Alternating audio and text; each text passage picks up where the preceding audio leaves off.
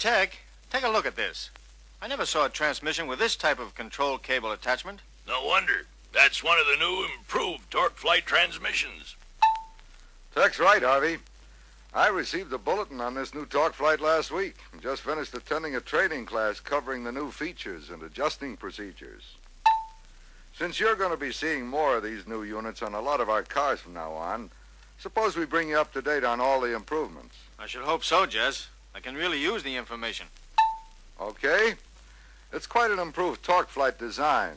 There's a new transmission case, a new control cable, and cable adjusting wheel, and no longer any cable adapter housing. Those outside changes will help you recognize the new unit. On the inside, there's an entirely new simplified valve body assembly, along with several internal refinements. I begin to get the picture, Jess. How about getting a close look at the new valve body? Just what Jess had in mind, Harvey. So why not hand him the tools? Why not is right. Here, Jess, have a wrench. Thanks. Now we'll first drain the oil. Then we'll remove the oil pan and strainer. You can give me a hand if you don't mind.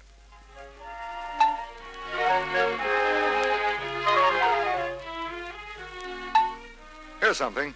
Before you can take the valve body assembly out, you've got to push in the reverse button. Then remove this nut from the adapter stud. That lets you disconnect the new cable adapter from the manual valve lever. You don't have to disconnect the cable. I get it, Jess. Then you remove the transmission throttle lever from the outer end of the shaft, right? Right. And after that, you pull the valve body straight down until the throttle valve lever shaft disengages itself from its hole in the case. Take it easy, though, so you won't bend the shaft. Even though the valve body is different, you can put it in the same repair stand you've been using, Harvey. All right. Same stand. Notice how the new valve body assembly has been simplified. It's one consolidated body instead of three separate bodies. There's also a new transfer plate and a new valve body cover plate. Here's something else. The accumulator cover is now integral with the transfer plate. And on cars using dual four-barrel carburetors, no accumulator spring is used, so don't try to put one in. Don't worry, Jess. I won't. This entire unit, Harvey, is so different, it's not interchangeable in any earlier type Torqueflite transmission. Good point. And since the new valve body assembly has so many differences, let's take it apart and look at some of the refinements. The reverse blocker valve is held in the transfer plate by a flat cover plate and two screws. Note position of the plate so you'll reinstall it properly. Then, let's remove the retaining screws, the plate, blocker valve, and spring. Next, we'll separate the valve body and cover plate from the transfer plate. Do that carefully, too, so you won't spill the check balls. Right. And remember, all valves, springs, valve plugs, and check balls inside this new assembly have been redesigned. They're not interchangeable with any of the former parts. Well, that I can understand, Jess. Now, what else is different? Well, there's a new 1-2 relay valve right here, see? Uh-huh. A new 1-2. What's that do? It's a flow control valve, Harvey. It times the operation of the servos and clutches. As a result, the 1-2 upshift is smoother than before. The 3-1 relay valve used in earlier Torqueflite units isn't needed in the new valve body assembly. You mean there's no 3-1 downshift?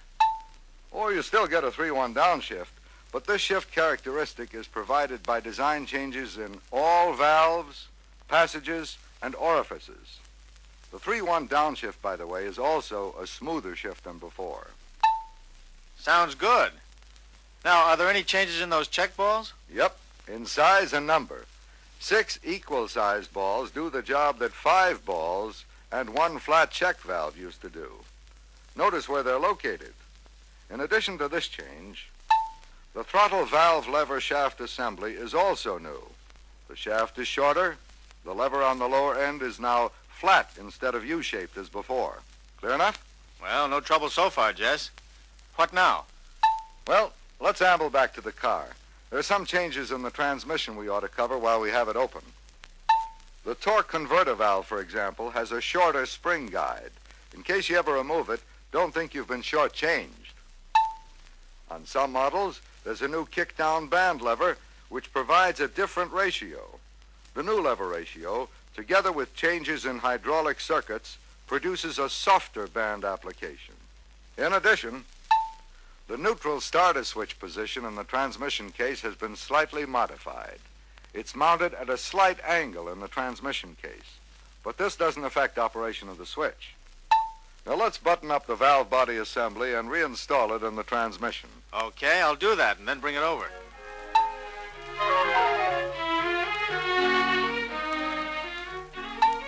When you reinstall the valve body, be sure the throttle lever shaft is centered in the hole in the case so it won't bind.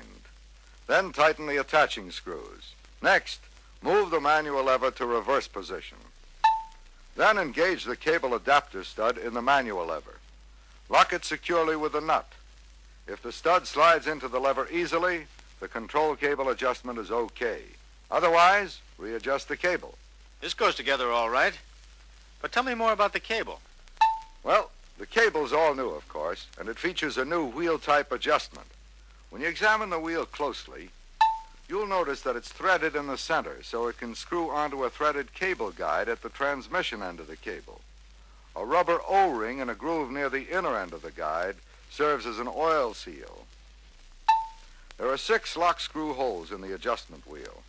This lock screw, here, secures the wheel to the case. One thing that's still the same, Harvey, is the spring lock arrangement on the new cable adapter. That's something we didn't have to unlock when we removed the valve body assembly, huh? Right. Unlocking and disconnecting the cable isn't necessary for valve body removal. You disconnect the cable only when you have to replace it or remove the transmission from the car. So let me show you how to do it. First, with the reverse button engaged, you remove the adjustment wheel lock screw. Next, remove the neutral starter switch. Then insert a slender blade screwdriver through the switch hole and contact the end of the cable adapter spring lock. Press lightly and pull the cable from the transmission. Hey, that's pretty slick. I won't have any trouble disconnecting the cable nor reinstalling the valve body. Very true, Harvey. Now let's relax for 20 seconds. Somebody's got to turn the record over before we can continue with the control cable story. Now, when it comes to reinstalling the control cable, you've got to follow a certain sequence. A certain sequence? Okay, what's the first step? Make sure the adjustment wheel is turned back on the control cable guide away from the O-ring until only 2 or 3 threads show. The guide must be free from dirt or burrs so the wheel can turn freely. But why show only 2 or 3 threads?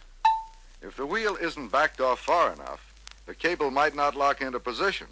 On the other hand, if it's backed off too far, that can force the O-ring through the cable hole where the sharp edge can damage the ring. Ah, I see what you mean.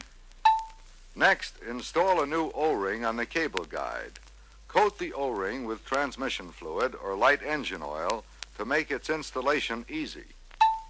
Ask your helper to push the R button all the way in and to hold it in tightly until you finish installing and adjusting the cable. Now hold the cable and wheel square with the machine surface of the case so the cable won't cock. With the manual lever in number 1 position, carefully guide the cable wire into the adapter.